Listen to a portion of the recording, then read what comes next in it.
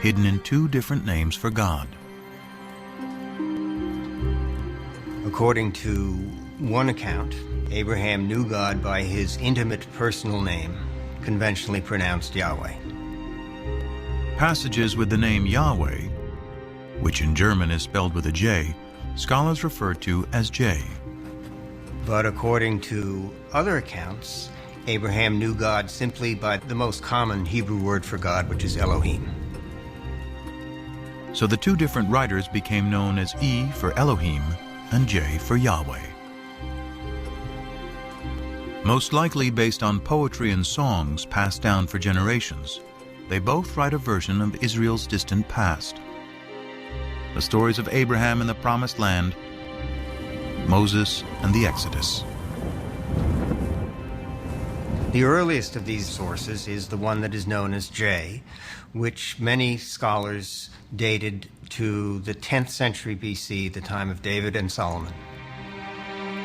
And because the backdrop for J's version of events is the area around Jerusalem, it's likely he lived there, perhaps in the royal courts of David and Solomon.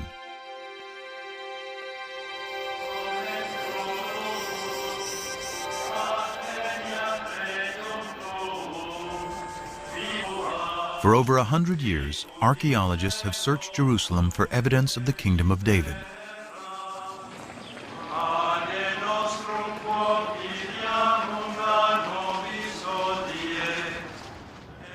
But excavating here is contentious because Jerusalem is sacred to today's three monotheistic religions.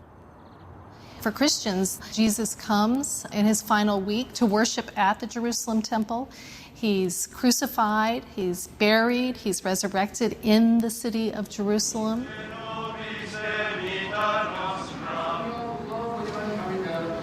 For Islam, it is the site where Muhammad comes in a sacred night journey. And today, the Dome of the Rock marks that spot. In Judaism, the stories of the Hebrew Bible of Solomon, of David, of the temples of Jerusalem, all of these take place, of course, in Jerusalem. So Jerusalem is a symbol of sacred space today, important for all three traditions. Despite the difficulties, Israeli archaeologist Eilat Mazar went digging in the most ancient part of Jerusalem, today called the City of David. We started the excavations here because we wanted to check and to examine the possibility that the remains of King David's palace are here. But because this area has been fought over, destroyed, and rebuilt over thousands of years, it was a long shot that any biblical remains would survive. But then, large walls started to appear, 3 meter wide, 5 meter wide, and then we saw that it goes all direction. It goes from east, 30 meters to the west, and we don't see the end of it yet. Such huge walls can only be part of a massive building. And Mazar believes her excavations to date represent only 20% of its total size.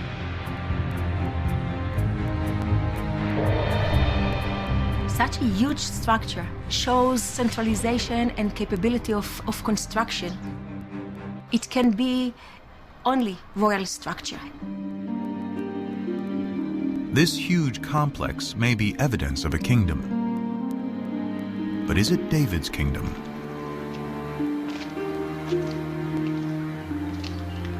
For these walls to be David's palace, it would have to date to his lifetime, around 1000 BC.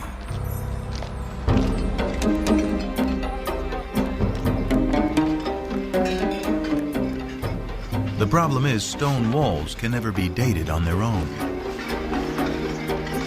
Biblical archaeologists date ruins based on the pottery they find associated with those ruins.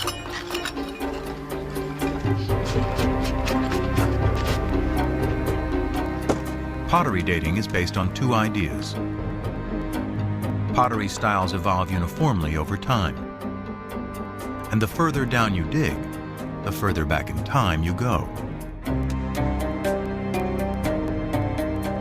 If pottery style A comes from the lowest stratum, then it is earlier than pottery style B that comes from the stratum above it. By analyzing pottery from well-stratified sites, excavators are able to create what they call a relative chronology. But this chronology is floating in time without any fixed dates.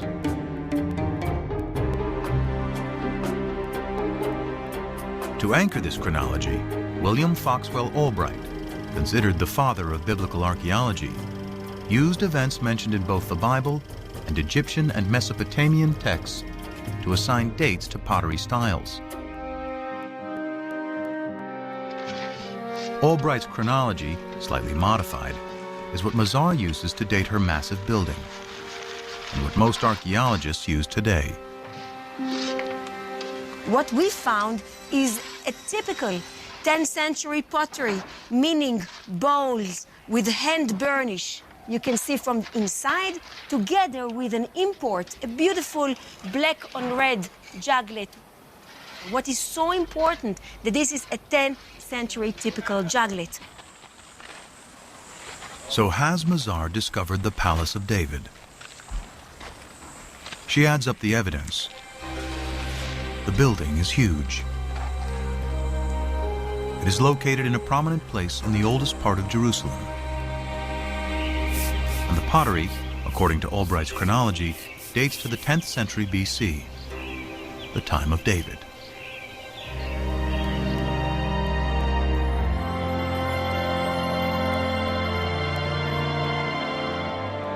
Mazar believes she has indeed found the Palace of David.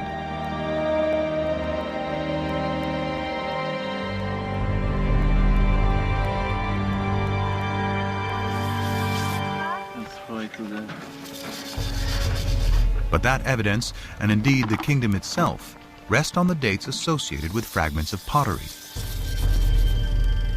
And some critics argue the system for dating that pottery relies too heavily on the Bible.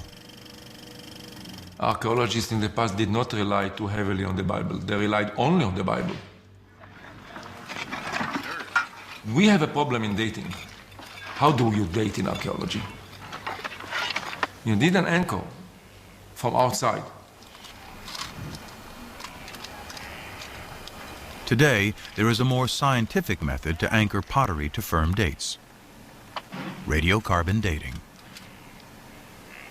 It is a specialty of Elisabetta Boretto of the Weizmann Institute. The first step is, of course, in the field, which relates the sample, the material like olive pits or seeds or charcoal to the archaeological context. If an olive seed is found at the same layer as a piece of pottery, the carbon in the seed can be used to date the pottery. When the seed dies, its radioactive carbon-14 decays into stable carbon-12 at a consistent rate over time. By measuring the ratio of carbon-14 to carbon-12, Boretto can determine the age of the olive seed, which in turn can be used to date the pottery.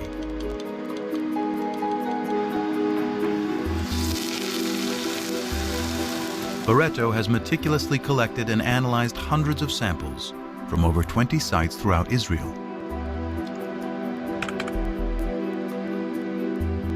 Her carbon samples date the pottery that Albright and most archaeologists associate with the time of David and Solomon to around 75 years later.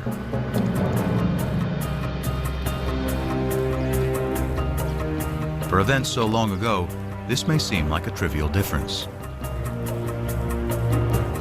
But if Boretto is right, Mazar's Palace of David and Tappy's ancient Hebrew alphabet